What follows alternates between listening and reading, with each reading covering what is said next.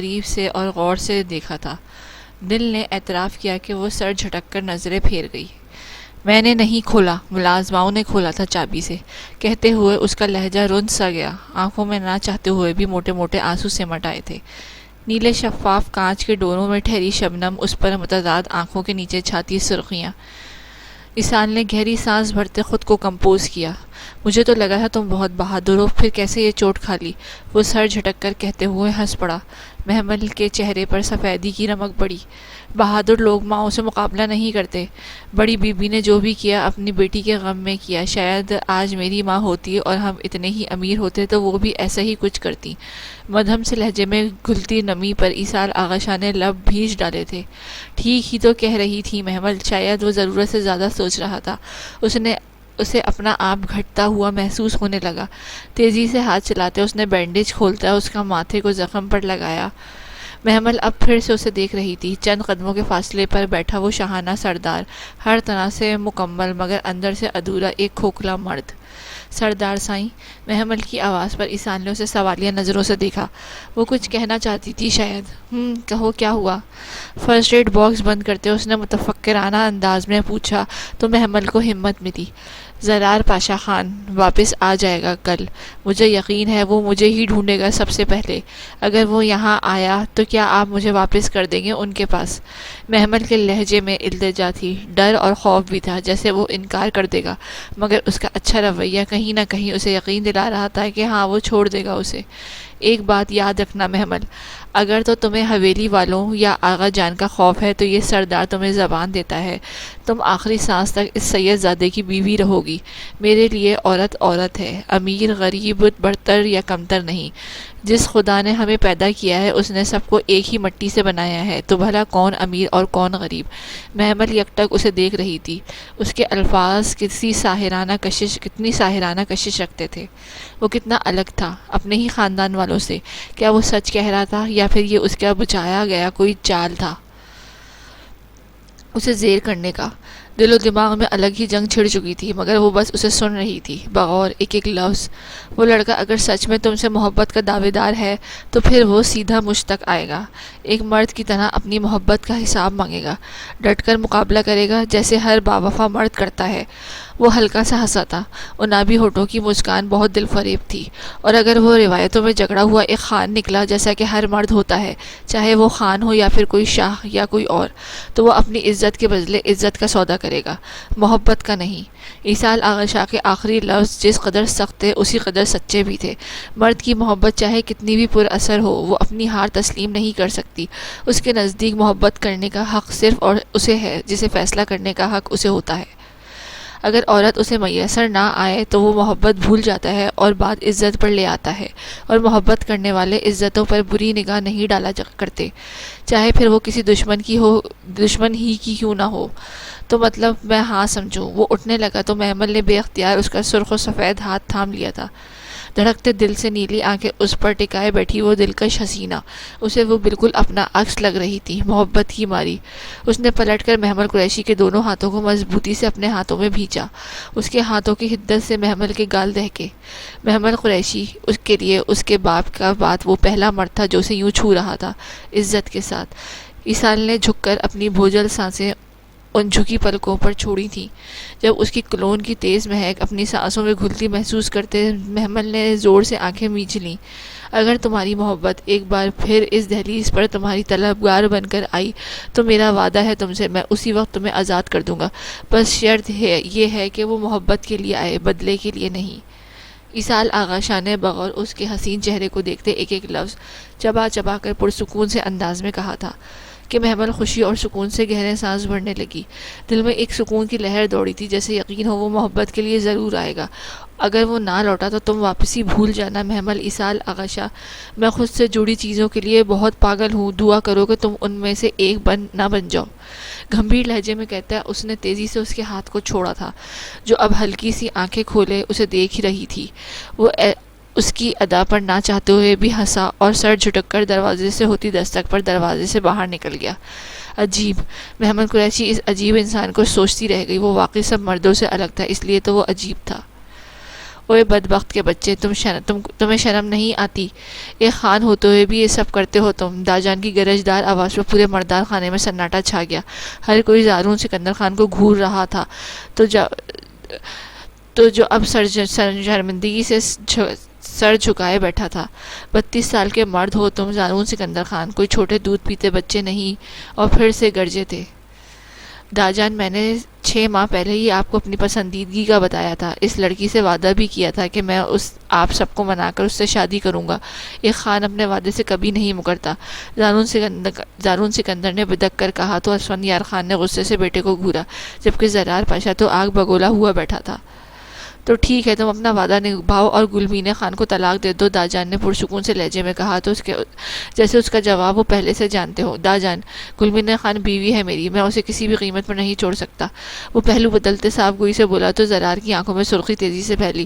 لعنت ہو تم پر سکندر خان، تم سردار بن گیا پورے قبیلے اور گاؤں کا، مگر عقل ایک ذرا بھی نہیں تم میں۔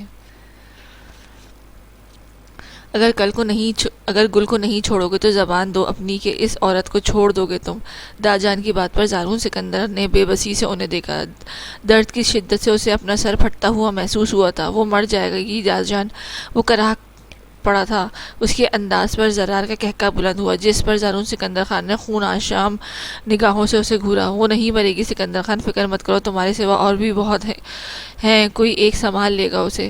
زرار پاشا نے دائیں آنکھ ونک کرتے جسے انداز میں کہا تھا زارون سکندر خان کا جواب دے گیا۔ وہ ایک دم سے اٹھا، اسے گریبان سے جگڑتے وہ بس اسے مارنے کے در پر تھا۔ زارون! داجان گرجے تھے اس پر، جبکہ وہ دونوں ایک دوسرے کی آنکھوں میں آنکھیں گاڑے ہوئے تھے۔ بس داجان، فیصلہ ہو گیا ہے، گل اب اس گھٹیا خان کے کمرے میں کبھی نہیں جائے گی۔ اگر یہ اسے طلاق نہیں دے گا تو میں اسے خلا دلواؤں گا، مگر ایسے دوغلے انسان کے ساتھ اپنی بہن کو ہرگز نہیں باندھوں گا۔ زرار نے ایک جھٹکے سے اپنا گریبان اس کی گرفت سے چھڑایا تھا۔ ٹھیک کہہ رہے ہو تم زرار، ایسا ہی ہوگا اب۔ اسفندیار خان نے بھتیجے کی ہاں میں ہاں ملائی، جبکہ زارون سکندر خان ان سبھی کو زخمی شیر کی طرح دیکھتا تن فن کرتا مردان خانے سے نکلا۔ ٹھہرو زرار مڑا تو داجان نے اسے روکا۔ اس نے مڑتے استفہامیہ نگاہوں سے داجان کو دیکھا، جنہوں نے رحیم کو آواز دی تو زرار کے ماتھے پر بل گہرے ہوئے۔ تھوڑی ہی دیر میں نعمت دلاور شاہ اپنے 6 ماہ کی بچی سمیت ان کے سامنے تھی، تو مطلب وہ اندر سیدھا آغا جان کے پاس گئی تھی۔ یقیناً وہ انہیں سب کچھ بتا چکی تھی، اور اب اسے شدت سے زارون کے بجائے نعمت پر غصہ آ رہا تھا۔ کون ہے یہ لڑکی پاشا؟ داجان نے سرد لہجے میں اسے دیکھتے ہوئے پوچھا، جبکہ نعمت تو اس وحشی کو نظریں خود پہ پاتے اسے سچ میں ڈر ہی رہی تھی۔ ماتھے پر پسینے کے قطرے اب واضح ہونے لگے تھے۔ محمل قریشی کی نند ہے یہ آغا جان۔ وہ جانتا تھا کہ محترمہ انہیں سب کچھ بتا چکی ہوں گی، مگر پھر بھی اس نے جتانا لازم سمجھا کہ وہ ڈھیٹ ہے۔ مڑا تم کون سا اچھا نکلا خان، بدبخت، خدا کی لعنت ہو تم پر زرار پاشا خان۔ ایک بیوہ 6 ماہ کی بیٹی کی ماں سے شادی بنا کر تم کہتا ہے وہ محمل کی نند ہے۔ زرار ان کے سخت لہجے پر سر جھکا گیا، جانتا تھا اس کے داجان عورتوں پر ظلم کے سخت خلاف ہیں۔ اب کیا کرے گا تم؟ وہ غصے سے اپنی پٹھانی زبان میں اس سے باز پرس کرنے لگے، جبکہ نعمت تو ٹکر اسے دیکھ رہی تھی، جو کسی کے سامنے یوں شریف بنا کھڑا تھا۔ غنڈہ ہوں، وہ زیر لب بڑبڑے، اتنی ہمت تو اسے آنی ہی تھی۔ اب یقیناً وہ جو ہو چلا تھا کہ وہ واپس جا سکتی تھی۔ بے اختیار اس نے نور کو چوم ڈالا تھا، خوشی اس کے انگ انگ سے پھوٹ رہی تھی۔ ترچھی نظریں اس کے دہکتے چہرے پر گاڑے کھڑے زرار پاشا نے دونوں ہاتھوں کی مٹھیاں بیچ ڈالی تھیں۔ کرنا کیا ہے داجان؟ اس کا بھائی آئے گا، اور اگر اسے اپنی بہن چاہیے تو محمل کو واپس کرے گا۔ اسے کندھے اچکا کر صاف گوئی سے اپنا مدعا بیان کیا، یعنی آنا اسال آغا شاہ کو اس تک تھا نا کہ وہ اس کے پاس جانے والا تھا۔ کیا کرے گا تم محمل کا پھر؟ داجان اپنے پوتوں کی رگ رگ سے واقف تھے، ظاہر ہے اس کے سامنے پلے بڑے تھے۔ میری محبت اور رشتے کو ٹھکرا کر اس نے دباؤں میں ہی صحیح مگر میری عزت کو روندا ہے داجان، اسے واپس لائیں اور قبیلے کسی بھی لڑکے سے اس کی شادی کر دے، بس میں یہی چاہتا ہوں۔ اس کا ٹھنڈا ٹھاڑ لہجہ داجان کی آنکھوں میں آگ کی مانند برس پڑا تھا۔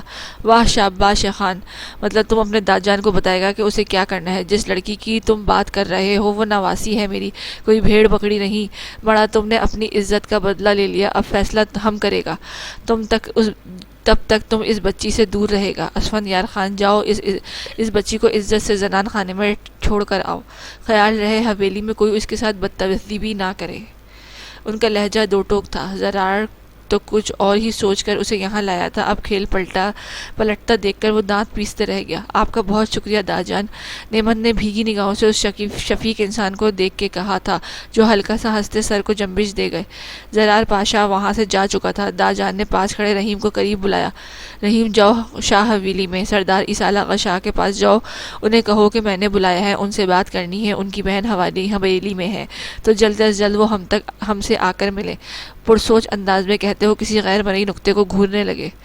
مجھے کچھ بھی نہیں پتا بابا سائیں، مجھے وہ حرام گالی واپس چاہیے کسی بھی حال میں۔ اس حویلی میں چھوڑ کر گیا تھا میں اس کٹیا کو، آخر کیسے بھاگ نکلی وہ یہاں سے؟ آج شعیب علاؤالدین شاہ کو مرے ہوئے 4 دن ہو گئے تھے۔ ان 4 دنوں میں شایان شاہ اور اس کے باپ علاؤالدین شاہ نے سر دھڑ کی بازی لگا دی تھی، مگر نہ تو روپ دلاور شاہ کو ڈھونڈ پائے تھے اور نہ ہی وہ جرگہ بٹھا پائے تھے، کیونکہ ان کے مد مقابل کوئی عام شخص نہیں، سردار عیسیٰ آغا شاہ تھا، جو دشمنوں کو وار کرنے کا موقع نہیں دیتا تھا۔ اس لڑکی کی اتنی ہمت ہرگز نہیں شایان کہ وہ یہاں سے بھاگتی، یہ زرار اسے حرام گالی بھائی کا کام ہے، تڑک کر کہتے علاؤالدین شاہ نے خون آشام نگاہوں سے غیر مرئی نقطے کو گھورتے ہوئے کہا۔ ایک بار ہتھے چڑھ جائے، اس کی چمڑی نہ ادھیڑ ڈالی تو میرا نام بھی شایان شاہ نہیں۔ شایان کا تو غصے اور نفرت سے برا حال ہوا پڑا تھا۔ کل جرگہ بیٹھے گا شایان، اگر بڑی کوششوں کے بعد یہ پنچایت رکھی گئی ہے، میں اپنے بیٹے کے خونی کو کڑی سے کڑی سزا دلوانا چاہتا ہوں، تم نے بس اپنی زبان بند رکھنی ہے، باقی میں سنبھال لوں گا۔ علاؤالدین شاہ نے اس بار سرد و سپاٹ لہجے میں گویا اسے حکم دے ڈالا تھا، جبکہ وہ خود کسی گہری سوچ میں ڈوبے ہوئے تھا، کچھ بہت بڑا سوچتے۔ رات کی گہری تاریکی میں وہ ایک سرد نگاہ چاروں طرف ڈالے بھاری قدموں سمیت اجلت بھرے انداز میں مہمان خانے کی سمت بڑھ رہا تھا۔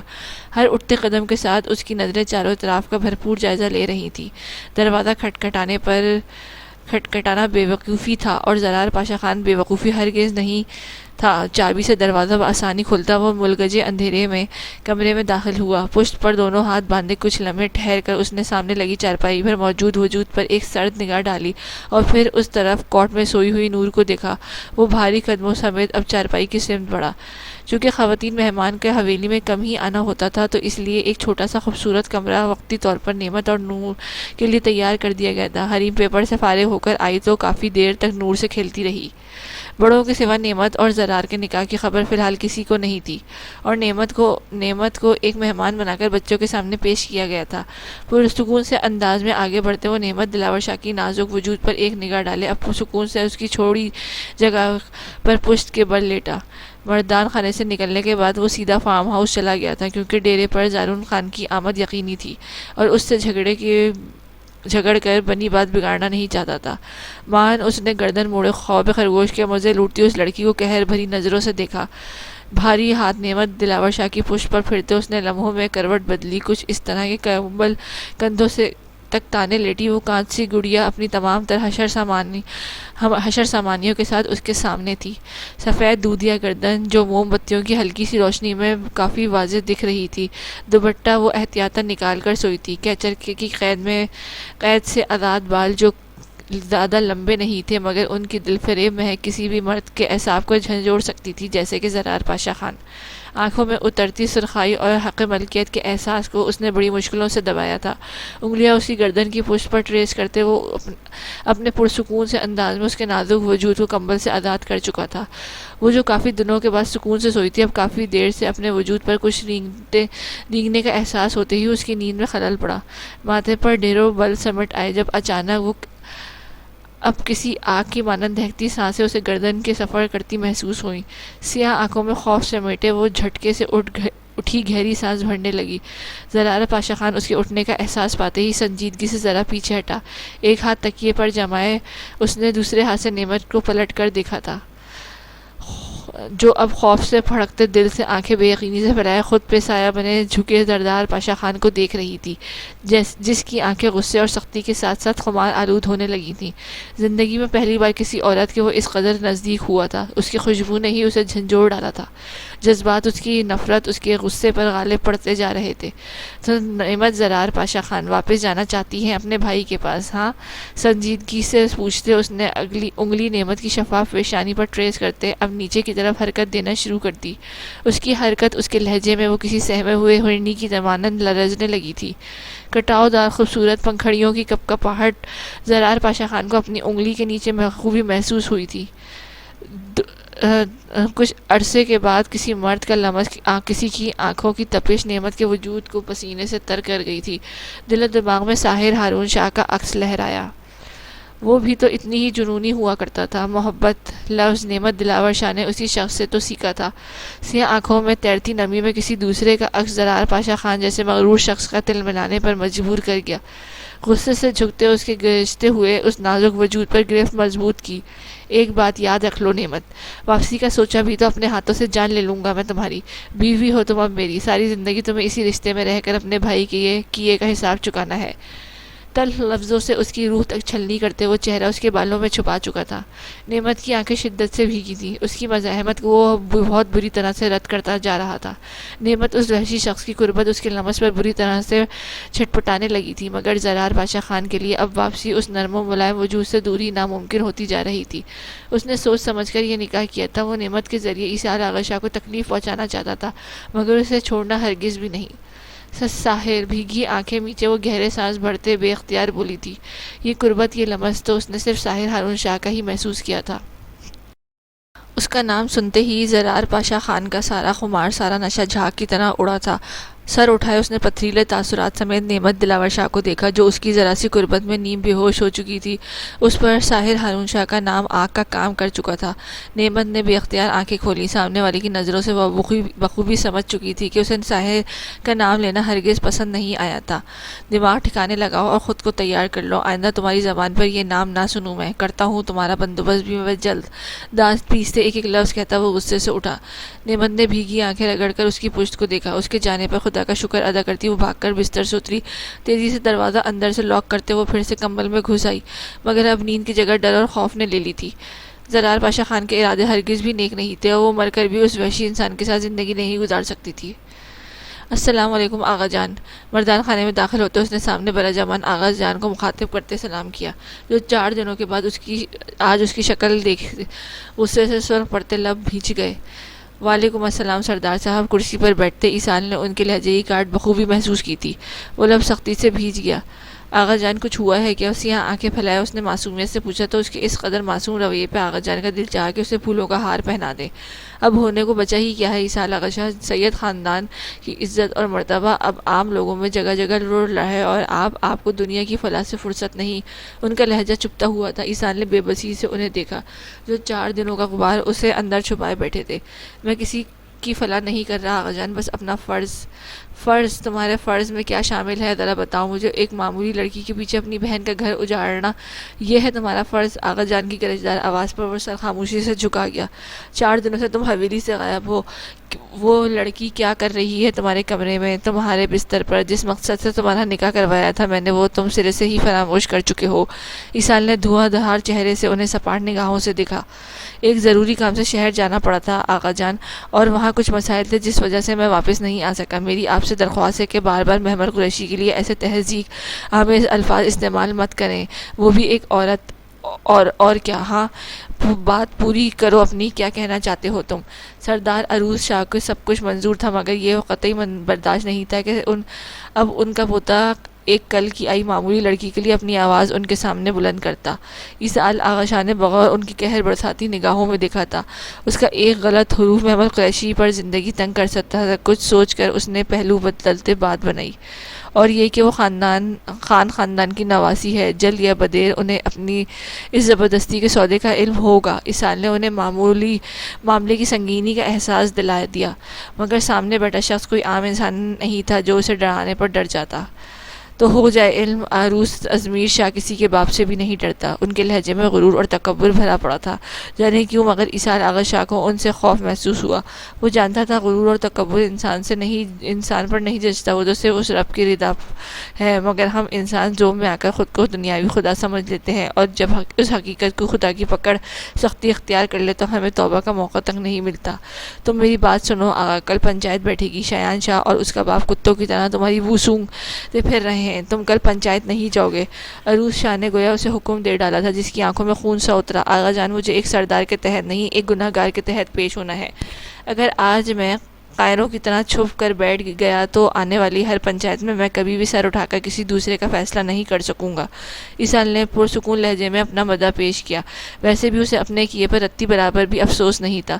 تو پھر ٹھیک ہے, تم ایک ہی شرط پر پنچایت میں شامل ہو گئے. آغا جان نے اپنا آخری داؤ کھیلا تھا. ان کی کہی بات پر اسال آغا شاہ کے چہرے کے پتھریلے تاثرات چھائے. وہ بے یقینی سے انہیں دیکھتا رہ گیا جو اب اس کے جواب کے منتظر ہلکا سا مسکرائے تھے. دروازہ کھلنے کی آواز پر محمل نے ہڑبڑا کر آنکھیں کھولی. دل میں اب تک خوف اور ڈر قائم تھا کیونکہ 4 دنوں سے اسال آغا شاہ حویلی سے غائب تھا, اور ان 4 دنوں میں نفیسہ شاہ نے اسے ہاتھ تو نہیں لگایا مگر اپنے لفظوں اور کڑوی زبان کے خاصے وہ جوہر دکھائے تھے.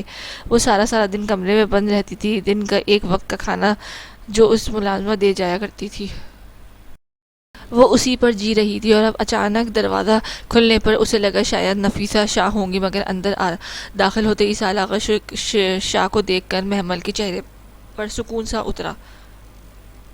السلام علیکم. ہاتھ میں موجود کئی شاپنگ بیگز اس کے آگے بڑھا کر بیڈ پر رکھتے ایک بھرپور نگاہ گلابی سوٹ میں نکھری سی محمل شاہ پر ڈالی جو شاید ابھی شاور لے کر نکلی تھی. گیلے بال جنہیں خشک کرنے کی اس نے زحمت نہیں کی تھی دونوں شانے پر بکھرے پڑے تھے. دوپٹہ لاپرواہی سے بیڈ پر پڑا تھا. اسال کی موجودگی کے احساس پر وہ شرم سے نظریں جھکائے فوراً سے آگے بڑھی. اپنا ہاتھ بڑھاتے اس نے دوپٹہ اٹھائے اپنے شانوں پر اوڑھا. بال خشک کر لیتی, ٹھنڈ لگ سکتی ہے. اس کا انداز سرسری تھا. محمل لب چباتی خاموشی سے بیٹھی رہی. اب اسے کیا بتاتی کہ اسے مشین وغیرہ استعمال کرنا نہیں آتا تھا. اسال مصروف انداز میں ایک بیگ کو ٹٹولتے ہوئے کچھ نکالنے لگا. محمل چاہتی تھی کہ اس سے پوچھے کہ وہ کہاں گیا تھا آخر, مگر کس حق سے پوچھتی؟ وہ تو اس کی بیوی بھی نہیں تھی بلکہ ایک باندی تھی. اتنے دنوں سے مجھے وقت نہیں مل سکا تو میں رخ کا لباس پہننا پڑا, اس لیے آئی ایم سوری. وہ کچھ کپڑے اور ضرورت کا سامان ہے تمہارے لیے, وہ مصروف انداز میں بول رہا تھا. محمل نے حیرت سے آنکھیں چھوٹی کی اسے گھورا. تو کیا وہ اسے اتنی غور سے دیکھتا تھا یا پھر وہ اسے اتنی اہمیت دیتا تھا جو اس کے لیے اتنا سوچ رہا تھا؟ محمل کو ماہ رخ کے لباس میں کوئی خاص نفرت نہیں تھی, مگر یہ ضرور تھا کہ وہ غریب ہوتے ہوئے بھی کسی کی اترن نہیں پہنتی تھی. مگر اب تو وہ کافی وقت سے ماہ رخ افندی کی اترن پہنتی آ رہی تھی. یہ لو چینج کر کے آؤ. ماتھے پر چپکے سیاہ بالوں کو پیچھے کرتے وہ سنجیدگی سے بولا. محمل نے اس کے ہاتھوں میں موجود ایک نفیس سے سیاہ جوڑے کو دیکھا. خاموشی سے کپڑے اس کے ہاتھ سے لیتے وہ ڈریسنگ روم کی طرف بڑھ گئی. تھوڑی ہی دیر میں وہ واپس لوٹی. اسال آغا شاہ جو ابھی تک آغا جان کے لفظوں میں الجھا پڑا تھا, اس نے بمشکل اپنے آپ پر قابو پاتے نظریں موڑ کر اسے دیکھا جو سیاہ رنگ کے خوبصورت جوڑے میں بے حد حسین لگ رہی تھی. فٹنگ بھی بالکل اچھی تھی. یہاں آؤ. اسے قریب بلاتے اسال نے سارے شاپنگ بیگز اس کے ہاتھ میں تھمائے جو اس نے فوراً سے تھامے. نظریں ہنوز جھکی ہوئی تھیں. اس شخص کا اچھا رویہ اسے دن بدن اس کا مقروض کرتا جا رہا تھا. محمل نے وہ بیگز کبرڈ میں رکھے. تب تک اسال آغا شاہ اپنی گھڑی اتار کھڑا تھا. سینے پر دونوں ہاتھ لپیٹے وہ اسے دیکھ رہا تھا. محمل نے الجھ کر سوالیہ نظروں سے دیکھا جو اب سر جھٹک کر آگے بڑھا. اس کے بڑھتے ہوئے قدموں پر محمل کی آنکھوں میں حیرت سمٹنے لگی. وہ بے ساختہ ہی پیچھے ہوتی کبرڈ سے جا لگی. آنکھیں پھیلائے اس نے اپنے قریب آتے اسال آغا شاہ کو دیکھا جس کی دلکش نگاہیں محمل کے چہرے پر ٹکی پڑی تھیں. تمہارے نانا جان نے پیغام بھیجا ہے محمل. اسال آغا شاہ. اسال نے بتانے پر محمل نے سیکنڈوں میں سر اٹھائے اسے پھیلی نگاہوں سمیت دیکھا. وہ دراز قامت لڑکی اس کے شانوں تک آتی تھی. ذرا سا جھکنے پر اسال آغا شاہ کو اس کی مدھم سانسیں محسوس ہونے لگیں. میری بہن نعمت دلاور شاہ اور اس کی 6 ماہ کی بیٹی تمہارے نانا جان کی حویلی میں قید ہے, اور اسے قید کرنے والا تمہارا زرار پاشا خان ہے. محمل آغا شاہ. اسال آغا شاہ کے لفظوں کی سنجیدگی اور سرد مہری پر محمل نے بھیگی نگاہوں سمیت سر نفی میں ہلا ڈالا تھا. چہرے پر ڈھیروں کرب اور تکلیف امڑ آئی. وہ نعمت کو لینے خود گیا تھا مگر وہاں اسے جو خبر ملی تھی اس کے مطابق وہ کل رات کو ہی کسی کے ساتھ جا چکی تھی. اس کے بعد پورے 3 دن تک خوار ہونے کے بعد اسے چوتھے دن زرار پاشا خان کی واپسی کی خبر ملی. کچھ ہی دیر میں وہ اس کی ساری لسٹ نکال چکا تھا, اور پھر حویلی واپسی پر اسے خان حویلی کی طرف سے آئے رحیم کا پیغام ملا جس نے اس کے شک پر یقین کی مہر لگا دی. آغا جان اور باقی سب کو علم میں آنے سے پہلے ہی اس نے رحیم کو واپس بھیج دیا تھا, اور تب سے لے کر اب تک وہ غصے سے کھول رہا تھا. نہیں پاشا, ایسا نہیں ہے. 2 سفید موتی گلابی گالوں پر بہرے تھے. محبت کا مان ٹوٹا تھا. ٹوٹے کانچ کی کرچیاں ان نیلی آنکھوں کو مزید نشیلا بنا رہی تھیں. ایصال آغا شاہ نے جھک کر دونوں ہاتھ اس کے دائیں بائیں جمائے اپنے ہونٹ محمل قریشی کے بائیں گال پر ثبت کیے، جو اچانک اس کے لمس پر جی جان سے لرزی تھی۔ درار پاشا ایک لمحے کے لیے ذہن سے نکلا تھا۔ بے اختیار اس نے ایصال کے کندھوں کو جکڑا، جس نے اتنے دنوں سے پہلی بار اسے چھوا تھا۔ اس کا لمس محمل کا سانس روکنے لگا۔ جانتی ہو مجھے تم سے ہمدردی نہیں ہے۔ وہ پیچھے ہوا، اس کے چہرے کو قریب سے دیکھتے وہ صاف گوئی سے بولا، تو محمل آنسو بہاتی اسے دیکھے گئی، جس کی آنکھوں میں سچائی صاف جھلک رہی تھی۔ سیاہ آنکھیں، سیاہ ہلکی بڑی ہوئی بریڈ اس کی وجیح چہرے پر انتہائی خوبصورت لگ رہے تھے۔ مجھے اس محبت سے ہمدردی ہے محمل، ایصال آغا شاہ جو نامراد لوٹی، ٹوٹ کر سسکیاں بھرتے اپنا دم توڑ گئی، بالکل میری طرح۔ وہ ہلکا سا ہنسا، ایک زخمی سی ہنسی۔ محمل کو لگا جیسے وہ اس پر ہنسا ہو۔ آنکھوں میں غصہ امڈا تھا ایصال آغا کے لیے، مگر فرق صرف اتنا ہے محمل قریشی، میری محبت کو میں نے خود قتل کیا تھا اور تمہاری محبت نے تمہیں جیتے جی قتل کر دیا۔ اس نے کرچی کرچی ہوئی اس کے زخمی دل پر ایک مرتبہ ایک آخری وار کیا اور محمل قریشی کا دم گھٹنے لگا تھا۔ لبوں پر تشدد کرتی وہ روتی لرزتی اسے نفرت سے گھورنے لگی، جس نے اسے اس کی تباہی کی خبر بڑے وثوق سے سنائی تھی۔ رو لو، دل ہلکا کر لو۔ اس نے نرمی سے اس معجبین کو تھوڑی کو سہلا کر اسے آنسو ضبط کرتے دیکھ کر مشورہ دیا۔ یقین کرو کوئی نہیں مرتا، سب زندہ رہتے ہیں، جیتے ہیں۔ محبت نہ ملے تو کیا ہوا، زندگی میں صرف محبت ہی سب کچھ نہیں ہوتی۔ وہ اسے سمجھا رہا تھا، دور کہیں اس کا اپنا عکس اس پر کہکا لگا کر ہنسا تھا۔ میرے لیے تو میرا سب کچھ تھی میری محبت، کیوں کیا پاشا؟ وہ بلک پڑی تھی۔ ایصال اس کے تڑپنے پر 2 قدم دور ہوا۔ وہ جانتا تھا محبت کے مارے کسی کے سنبھالنے سے نہیں سنبھلتے۔ میں اپنے کہے پر قائم ہوں محمل ایصال آغا شاہ۔ وہ شخص محبت والا نہیں، عزت والا نکلا۔ اس نے عزت کے بدلے عزت پر وار کیا، مگر میں اس کی طرح کمزور ہرگز نہیں ہوں۔ میں وہاں جاؤں گا اپنی بہن کے لیے، کیونکہ مرد کی انا سے بڑی ایک بہن کی عزت ہے۔ اب تم اپنا وعدہ نبھاؤ، تیار ہو جاؤ خود کو مکمل میرا بنانے کے لیے۔ اس کے لہجے میں آج کوئی نرمی نہیں تھی، بلکہ آنکھوں میں ایک دھندلا سا عکس تھا۔ وہ اسے دیکھ رہا تھا روتے ہوئے۔ جب دروازے پر ہلکی سی دستک ہوئی، وہ مڑا، دروازہ کھلا۔ ملازمہ کھانے کی ٹریلی اسے دروازہ بند کرتی، کھانا بیڈ پر رکھا۔ کھانا کھا لو، میں جا رہا ہوں خان حویلی۔ دعا کرنا آج یہ خان اپنے ایک بھائی کے قہر سے بچ جائے۔ اسے سردار یا شاہ نہیں کہا تھا، اس نے بھائی کہا تھا، کیونکہ وہ ایک بھائی بن کر جا رہا تھا، نعمت دلاور شاہ کا بھائی۔ آپی مجھے دے دے نور کو پلیز۔ وہ تیسری بار تھا جب حریم اس کے پاس صوفے پر نیم دراز ہوتے ہوئے معصومیت سے بولی۔ آج اس کے پیپر کی چھٹی تھی اور وہ محترمہ پڑھنے کے بجائے صبح سے نور اور نعمت کے پیچھے لگی پڑی تھی۔ وہ گول گول آنکھوں والی صحت مند بچی اسے بہت کیوٹ لگی تھی۔ نعمت نے مسکرا کر اس معصوم لڑکی کو دیکھا جو واقعی شکل و صورت سے پٹھانی حسن سے مالا مال تھی۔ میں تمہیں دے دوں گی، مگر تم اس کا کیا کرو گی؟ نعمت نے مسکرا کر نور کی مالش کرتے ہوئے پوچھا۔ حریم اور باقی خواتین کا اتنا اچھا رویہ ہی تھا جو وہ گھل مل سی گئی تھی سب سے۔ گلمی نے بس ایک بار کمرے سے باہر آئی تھی۔ وہ ویران سنہری آنکھوں والی حسین لڑکی زرار پاشا کی بہن تھی، مگر نعمت کو وہ اپنے بھائی سے یکسر مختلف لگی تھی۔ خوبصورت دل کی مالک، میں اسے اپنے پاس لاؤں گی، نوری کو فیڈر بھی بنا لیا کروں گی، بس مجھ سے کالج جاؤں تو پیچھے سے آپ سنبھال لے گا۔ وہ چہک کر نور کی طرف لپکی، جب نور نے بڑی بڑی آنکھیں پھیلا کر رونا شروع کر دیا۔ وہ ماں سے اس قدر اٹیچ تھی کہ کسی دوسرے کا لمس ہی اسے رلا دیتا تھا۔ یہ بھی تم سے اٹیچ نہیں ہوئی تو اس لیے رو رہی ہے۔ اس کی آنکھوں میں آنسو دیکھ کر نعمت نے نرمی سے کہا تو حریم نے اپنی نہ ہوتی آنکھیں پھیلائے سر ہاں میں ہلا ڈالا۔ حریم ماڑا کیا کر رہا ہے ادھر تم؟ زرتاج خان اسے ساری حویلی میں ڈھونڈتی لاؤنج میں آئیں، جہاں سامنے ہی وہ انہیں نعمت سے چپکی ملی۔ امو نور کے پاس ہوں نا، وہ کتنی پیاری ہے، اس نے آنکھیں اشتیاق سے پھیلا کر کہا تھا۔ نعمت نے بمشکل سے ہنسی دبائی۔ صبح سے کوئی 100 بار وہ یہ جملہ دہرا چکی تھی۔ توبہ ہے حریم، ایسا لگتا ہے جیسے تم نے کبھی چھوٹا بچہ دیکھا ہی نہیں۔ زرتاج خان نے سر تاثر سے نفی میں ہلا ڈالا۔ بیٹی کا اس قدر اشتیاق انہیں حیران کر گیا تھا۔ امو یہاں کون سا حویلی میں کوئی بچہ ہے، اب کیا کروں میں؟ ایسے کرتے ہیں آپی اور نور کے پاس اپنے پاس ہی رکھ لیتے ہیں، پھر تو نوری ہمیشہ کے لیے یہاں رہے گی نا۔ حریم نے جھٹ سے نور کو باہوں میں بھرا تھا۔ اس کے رونے کی فکر کیے بنا وہ اسے چٹر چٹ چومنے لگی۔ زرتاج خان نے ایک نگاہ نعمت پر ڈالی۔ اچھا چھوڑو اور جا کر پڑھائی کرو، تم سارا دن یہاں بس یہی کام ہے تمہارا، سر جھٹک کر کہتی وہ اس کے غصے سے گھونڈنے لگی، جس پر حریم برے سے منہ بناتی ایک دم سے اٹھی تھی۔ حریم پیپر ہو رہے ہیں تمہارے کیا؟ پشت پر ہاتھ باندھے گمبھیر آواز میں پوچھتے وہ سرد چہرے سمیت اسی کی سمت بڑھا تھا۔ نعمت نے تھوک نگل کر سر جھکایا۔ جی لالا، حریم نے سر ہلاتے زرار پاشا کو دیکھ کر کہا، جس کے چہرے پر تناؤ سا امڈا۔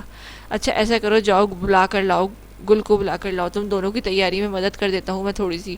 وہ بات گھما کر اپنے مدے پر آیا تھا۔ آسمانی رنگ کے سوٹ میں مردانہ شال کندھوں پر اوڑے وہ اپنی تمام تر وجاہت سمیت اب چلتا ہوا نعمت دلاور شاہ کے قریب جا بیٹھا۔ لالا گل تو پیپر نہیں دے رہی، وہ نور کو دیکھ رہا تھا۔ جب حریم نے اسے بتایا زرار کے ماتھے پر ایک ساتھ کئی بل سمٹے تھے۔ جاؤ اسے بلاؤ، اب کی بار اس نے سرد لہجے میں حکم دیا تھا۔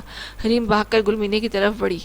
سرتاج خان تو خاموشی سے وہاں سے جا چکی تھی، جبکہ نعمت اب بس اٹھنے لگی تھی جب اسے بازو سے جکڑتے زرار نے سرد نگاہوں سمیت اسے اشارے سے واپس بیٹھنے کا کہا۔ چاروں ناچار وہ دوبارہ اس کے قریب بیٹھی جو نور کے ہاتھوں میں اٹھائے اب اس سے کھیل رہا تھا۔ نعمت جانتی تھی نور جلد ہی رونے لگے گی، اس لیے وہ پرسکون سا تھا، مگر اچانک نور کے رونے کے بجائے اس کی کھلکھلاہٹ گونجی تو نعمت کی آنکھیں حیرت کے مارے پھیلی۔ وہ ٹکر ٹکر اپنی بیٹی کو دیکھ رہی تھی جو زرار پاشا کی بیڑ سے کھیلتی اسے الگ ہی جہاں میں تھی۔ نعمت نے اپنی آنکھوں پہ یقین نہیں آیا تھا۔ کھانا کھایا میری بچے نے؟ زرار نے اگلے جملے پر نعمت نے خونخوار نظروں سے اس وحشی انسان کو دیکھا جس کی نظریں نور کے چہرے سے ہٹائے اب اسے دیکھا۔ یہ میری بیٹی ہے، اسے اپنا بچہ کہنا بند کریں، واپس کریں میری بیٹی۔ وہ خونخوار نظروں سے اسے دیکھتی پھر ہی تو پڑی تھی۔ اس کا یہ روپ دیکھ کر زرار پاشا نے داد دینے والے انداز میں آئی برو اچکائی۔ ریلی مسز پاشا، مجھے تو لگا تھا کہ کل رات کا ڈیمو کافی ہوگا تمہارے لیے، مگر تم ابھی تک وہی اڑیل پسلی ہو۔ بھرپور نظریں اس دو آتشہ وجود پر گاڑے وہ جس بے باک انداز میں بولا تھا، نعمت کے وجود کا سارا خون سمٹ کر چہرے پر آ گیا۔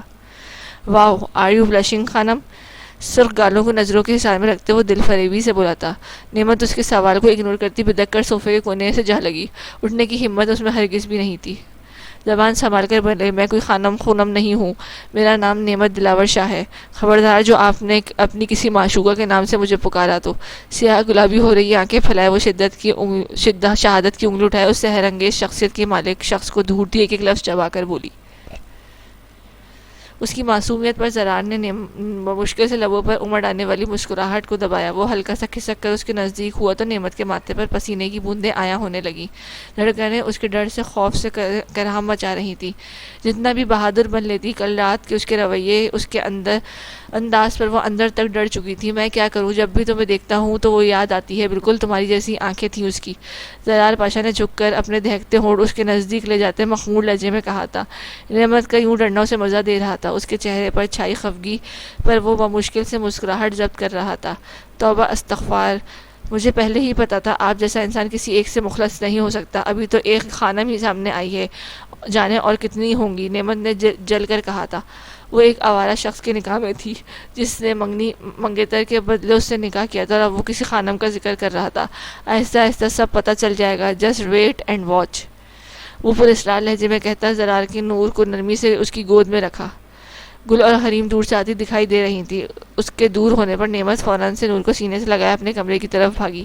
کیا ہوا ہے خان، اتنا اداس کیوں ہے؟ سگریٹوں پر سگریٹیں جلاتے زارون سکندر خان پر ایک گہری نگاہ ڈالے دولاب خان شال کندھوں پر درست کرتا اس کے عین سامنے آ بیٹھا۔ زارون سکندر نے ایک زخمی نگاہ اس پر ڈالے نظریں پھیری۔ حویلی سے ان کے اس 2 دن ہو چکے تھے۔ ان 2 دنوں میں اسے کسی چیز نے اتنا نہیں ستایا تھا جتنا گلمین خان کی سنہری بھیگی آنکھوں نے ستایا تھا۔ انم کئی بار اسے کل سے کالز کر رہی تھی جنہیں اگنور کرنے کے چکر میں اس نے اپنا موبائل فون ہی آف کر دیا تھا۔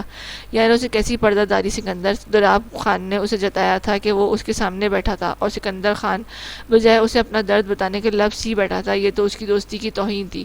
بھابھی کی وجہ سے پریشان ہے کیا؟ دولاب نے بغور اس سیاہ سرخ آنکھوں میں دیکھتے ہوئے پوچھا جو غالباً انم کی بات کر رہا تھا۔ سکندر نے سر جھٹکا۔ میں کیوں اس کے لیے پریشان ہونے لگا؟ وہ کوئی چھوٹی بچی تو نہیں ہے۔ انداز میں صرف اور صرف غصہ اور خفگی بھری پڑی تھی۔ دولاب اس کی بات سنتے مبہم سے مسکرایا۔ مجھے تو لگا تھا گل بھابھی چھوٹی بچی ہی ہے، دولاب نے جتایا تو زارون نے ٹھٹک کر اسے دیکھا۔ بھابھی تو اب وہی ہے جو تیرے شرعی نکاح میں ہے، دولاب خان نے بنا لگی لپٹی اسے سنایا تھا جس نے سر جھٹک ڈالا تھا۔ 2 دنوں سے نیند اس سے کوسوں دور تھی۔ آنکھیں جب بھی بند ہوتی تو وہ پاگلوں کی طرح گلمین خان کے مخملی وجود کو ڈھونڈنے لگتی۔ وہ کسی سائے کی طرح اس کے دل و دماغ پر حاوی ہوتی جا رہی تھی، مگر کیوں؟ آج بھابھی کا پیپر تھا کیا؟ پاشا کو دیکھا تھا انہیں لے جاتے ہوئے، وہ ہو ہی نہیں سکتا۔ وہ بڑے وثوق سے بولتا سگریٹ دوبارہ سے لبوں سے لگا گیا۔ دولاب نے ایک نگاہ سیاہ جوڑے میں بکھرے ہوئے اس وجی مرد پر ڈالی۔ گریبان سے کھلے بٹنوں کی وجہ سے اس کا کشادہ سینہ آیا ہو رہا تھا۔ سیاہ آنکھوں میں رت جگہ کی سرخیاں تھیں۔ لبوں کی رنگت کثرت سے سگریٹ پینے کے باعث نارنجی مائل ہو رہی تھی۔ میں نے اپنی ان گستاخ آنکھوں سے دیکھا ہے سکندر، ویسے یہ فرض تیرا ہے اب کہ تو انہیں خود لے کر جایا کرے۔ ٹانگ پر ٹانگ چڑھائے دولاب خان نے کہتے اپنے بالوں میں ہاتھ پھیرا۔ ملازم اب دونوں کے سامنے موجود میز پر کھانا سجا رہا تھا، جو کہ دولاب نے ہی خود ملازم سے کہہ کر لگوایا تھا۔ اب کہاں؟ اسے اشتعال میں اٹھتا دیکھ کر دولاب نے جھٹکے سے اس کا بازو جکڑا۔ جانور لمحوں میں رکا، ایک پل کو آنکھیں میچ کر اس نے غصے پر قابو پاتے وہ مڑا۔ تیری بھابھی کا دماغ ٹھکانے لگانا ہے، کچھ زیادہ ہی اس کو اسکرو ڈھیلے ہوئے پڑے ہیں۔ اس کے سرسراتے ہوئے لہجے میں کہتا وہ اپنا ہاتھ چھڑاتا اب ڈیرے سے باہر کی سمت نکلا تھا۔ دولاب نے کندھے اچکائے، پلیٹ اٹھائی اور اب کھانے کی طرف متوجہ ہوا۔ خبر پکی ہے نا؟ وہ صوفے پر بیٹھا جھٹ سے تیش میں اٹھتا موبائل فون پر گرفت سخت کر گیا۔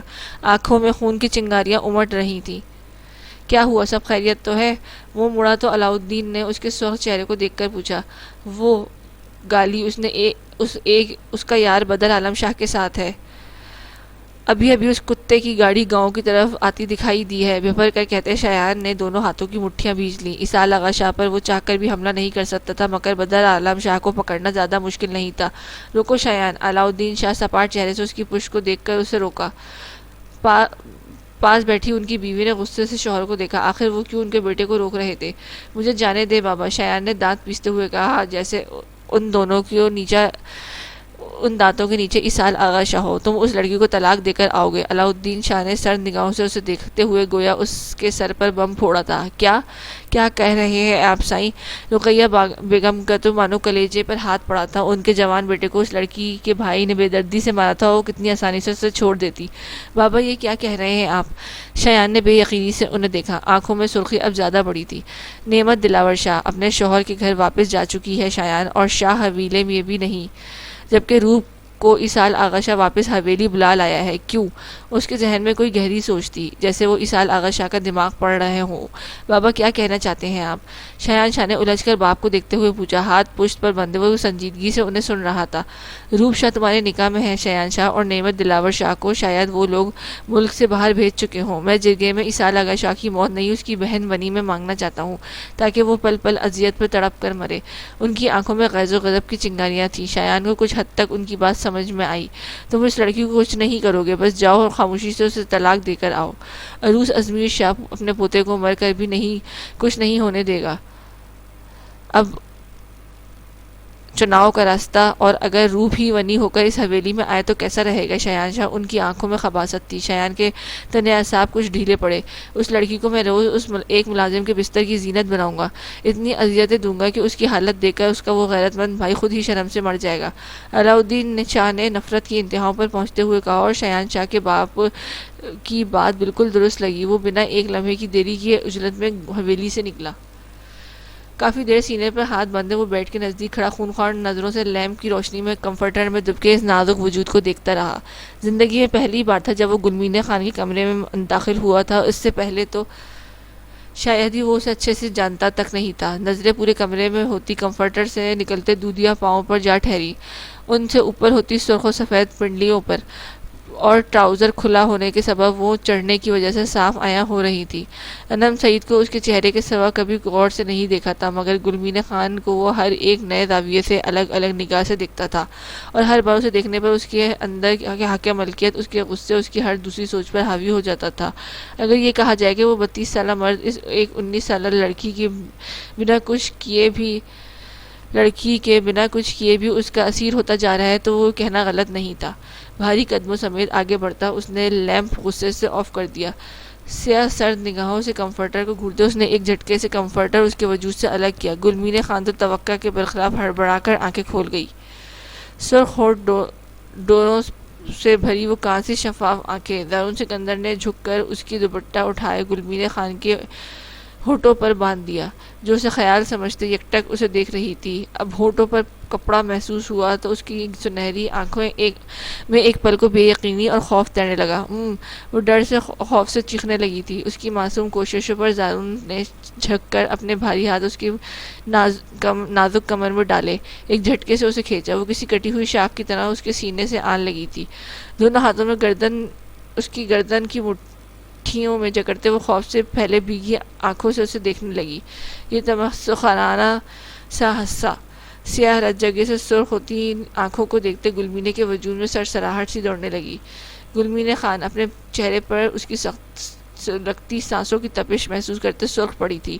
چیخنے کی ضرورت نہیں ڈارلنگ، تمہارا بھائی اس وقت اپنی بیوی کی پناہوں میں ہوگا۔ سوری، ریلیکس، سپاٹ لہجے میں کہتے دارون سکندر خان نے ایک گہری نگاہ اس لرزتے کپ کپاتے وجود پر ڈالے، جھک کر اس کے لبوں پر بندے کپڑے پر ہونٹ رکھے۔ اس کی حرکت اس قدر جان لیوا تھی کہ گلمین خان کا دل ایک بار رک کر دھڑکا تھا، پورا وجود لمحوں میں پسینے سے تر ہوا تھا۔ ماتھے پر چپکے پسینے کی شبنمی قطروں کو انگلیوں سے چنتے دارون سکندر نے اپنی کھردری انگلیوں سے گلمین خان کے دہکتے گالوں کو سہلایا۔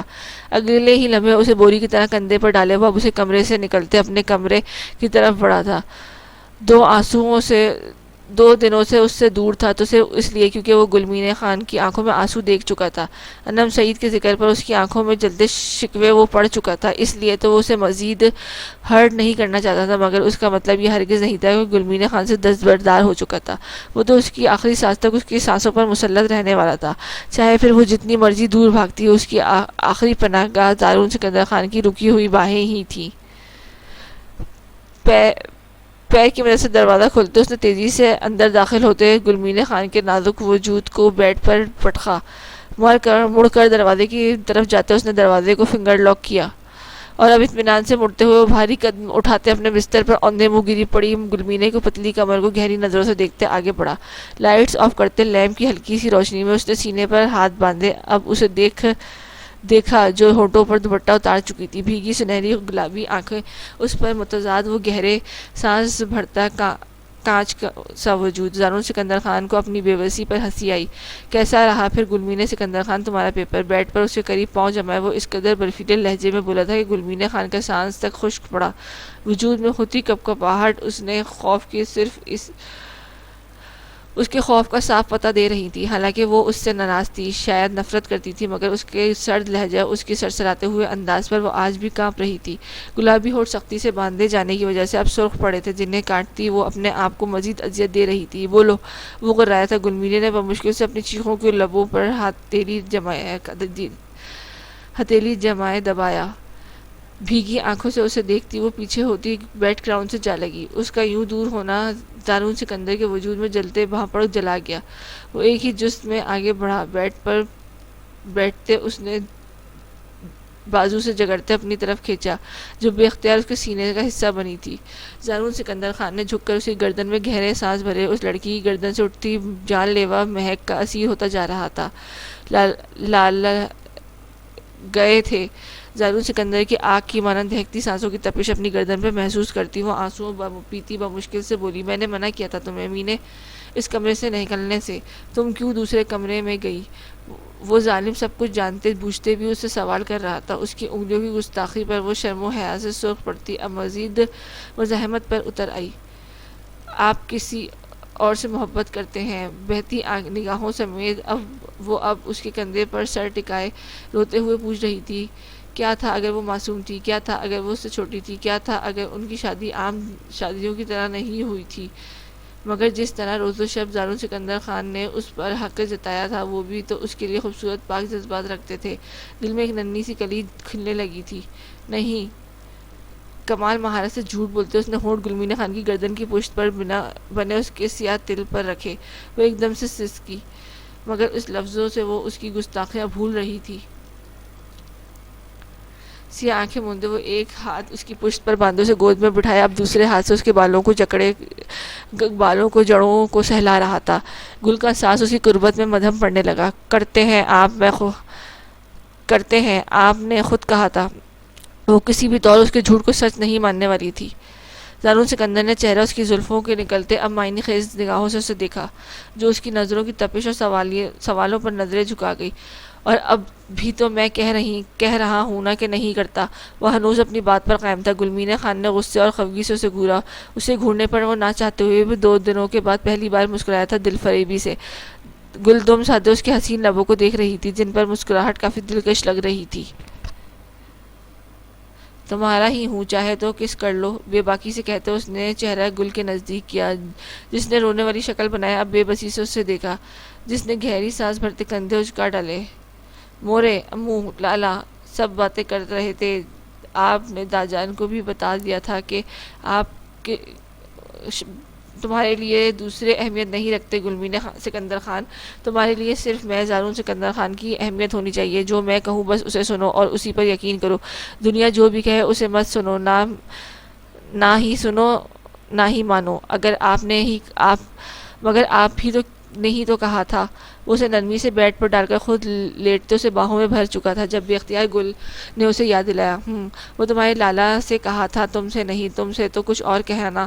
وہ اب نرمی سے اس کی پشت رب کرتے اسے سینے میں بھینچ رہا تھا، وہ اس کی نزدیکت پر سانس روک روک کر لے رہی تھی۔ تم کل پیپر دینے نہیں جاؤ گی، اس نے نرمی سے اسے حکم دیا، مگر نو آرگیومنٹس، تمہارا پیپر کل آن لائن ہوگا، وہ بھی اسی کمرے سے۔ زارون سکندر خان نے اسے مزید نگاہ کیے، جس کی آنکھیں پھٹی کی پھٹی رہ گئیں۔ بس کرو ان بڑی بڑی آنکھوں سے گھورنا، اگر میں بہکا تو بعد میں تمہارے روکنے سے بھی نہیں رکوں گا۔ بے باکی کی ہر حد ختم کرتے ختم تھی اس شخص پر۔ گلمین خان کو اپنے کانوں سے دھواں نکلتا ہوا محسوس ہوا، خپت مٹانے کو وہ اسی ظالم کے سینے سے جا لگی۔ آپ ایک بار پھر سے بتائیں، آپ علم سعید سے محبت کرتے ہیں؟ وہ آنکھیں ہتھیلی پر رگڑ کر اس معصومیت سے دیکھتے پوچھنے لگی۔ اس لڑکی کا نام اسے بخوبی یاد تھا، زارون سکندر خان۔ اس کی آنکھوں میں جلن دیکھ کر بمشکل سے سنجیدہ رہ پایا تھا۔